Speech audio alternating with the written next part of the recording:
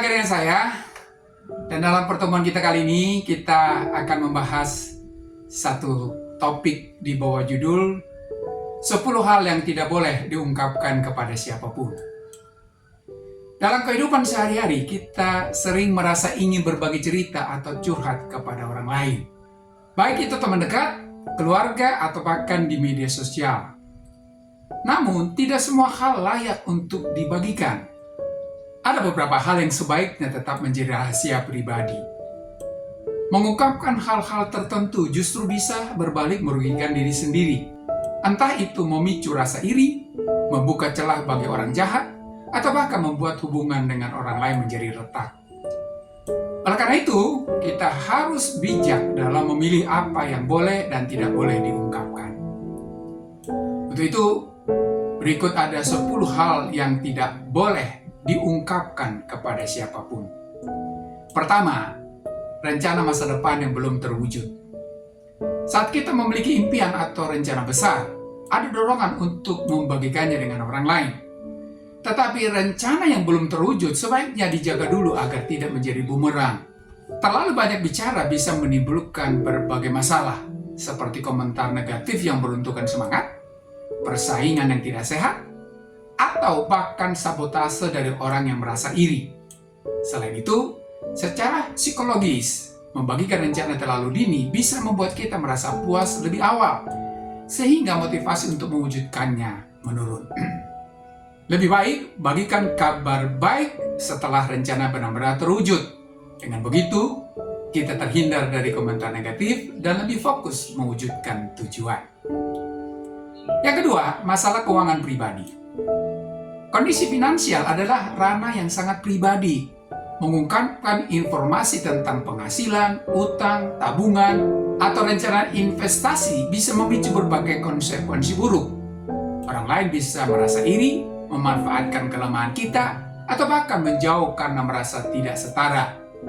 Lebih buruk lagi jika informasi ini sampai di telinga orang yang berniat jahat.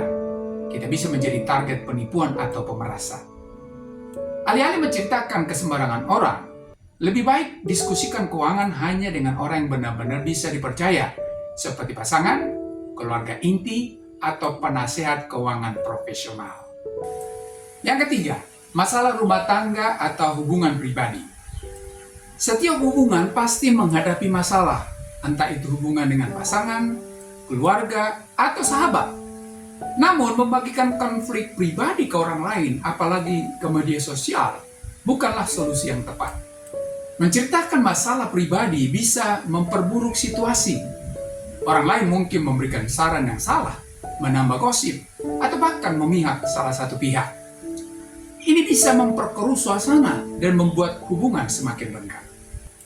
Jika hubungan mengalami masalah serius, lebih baik diskusikan langsung dengan pihak terkait, atau minta bantuan profesional seperti konselor atau psikolog.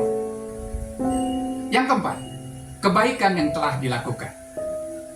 Kebaikan yang sejati adalah kebaikan yang dilakukan dengan tulus, tanpa mengharapkan pujian atau pengakuan. Membicarakan kebaikan yang sudah kita lakukan bisa terkesan sombong atau ingin dipuji. Bahkan orang lain bisa menilai kita sebagai orang yang suka pamer.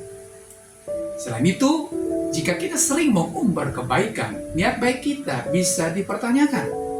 Apakah kita benar-benar tulus atau hanya mencari pengakuan? Biarkan kebaikan kita menjadi rahasia antara diri sendiri dan Tuhan. Pahala dan penghargaan sejati tidak datang dari manusia, melainkan dari keikhlasan hati.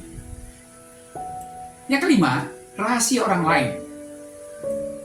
Saat seseorang mempercayakan rahasia kepada Anda, itu adalah kepercayaan yang harus dijaga. Membocorkannya ke orang lain, meskipun hanya sekedar cerita santai, bisa merusak kepercayaan dan hubungan. Selain itu, membocorkan rahasia orang lain bisa memperburuk situasi mereka. Anda tidak pernah tahu dampak dari informasi yang Anda sebarkan. Bisa jadi, rahasia yang Anda ungkap malah menyakiti atau mempermalukan orang tersebut. Jaga rahasia orang sebagaimana Anda ingin rahasia Anda dijaga. Jangan sampai Anda jadi penyebab orang lain kehilangan kepercayaan. Yang kelima, ketakutan dan kelemahan pribadi. Setiap orang pasti punya ketakutan atau kelemahan, baik secara fisik, mental, atau emosional. Namun, mengungkapkan kelemahan kepada sembarang orang bisa membuat Anda rentan dimanipulasi atau bahkan direndahkan. Tidak semua orang akan bersimpati. Beberapa mungkin justru memanfaatkan kelemahan Anda untuk kepentingan mereka. Daripada membuka kelemahan ke sembarang orang, lebih baik fokus memperkuat diri atau mencari bantuan profesional jika perlu. Yang ketujuh, konflik dengan rekan kerja atau atasan. Masalah di tempat kerja adalah hal yang sensitif. Menceritakan konflik dengan rekan kerja atau atasan kepada orang lain, atau bahkan rekan lain kantor, bisa berujung buruk. Bisa saja informasi tersebut sampai ke pihak yang bersangkutan dan memperburuk situasi. Selain itu, kita bisa dianggap tidak profesional dan sulit dipercaya. Jika ada masalah serius, sebaiknya sampaikan lewat jalur resmi, seperti HRD atau atasan yang lebih tinggi. Yang kedelapan, kehidupan intim atau hal yang bersifat pribadi. Hal-hal yang bersifat sangat pribadi seperti kehidupan seksual atau masalah kesehatan yang sensitif sebaiknya tidak diumbar ke orang lain. Bukan karena hal tersebut tabu, tetapi karena topik seperti ini bisa memicu gosip, penilaian negatif, atau bahkan dipelintir oleh orang yang berniat buruk.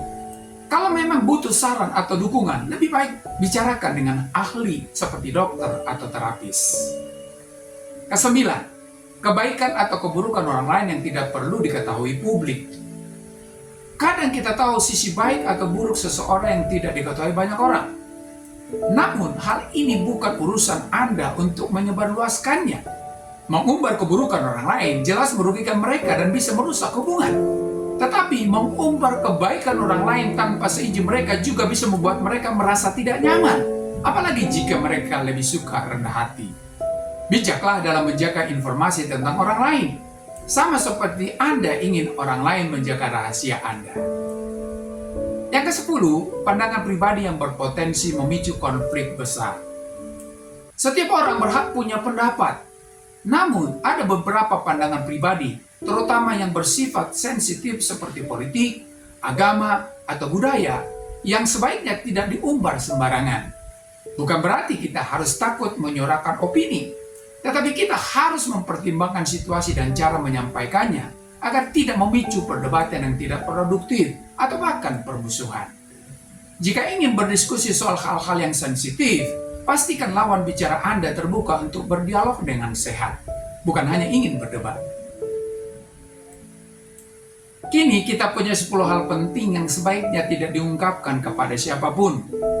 Menjaga hal-hal ini tetap pribadi bukan berarti kita tertutup atau tidak mau berbagi.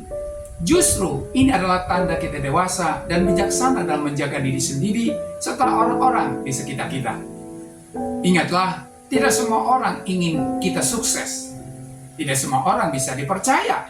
Tidak semua orang berhak tahu tentang hidup Anda. Diam bukan berarti kalah. Kadang, diam justru melindungi Anda dari hal-hal buruk yang tak terduga.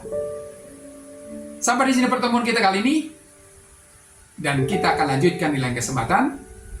Dan terima kasih.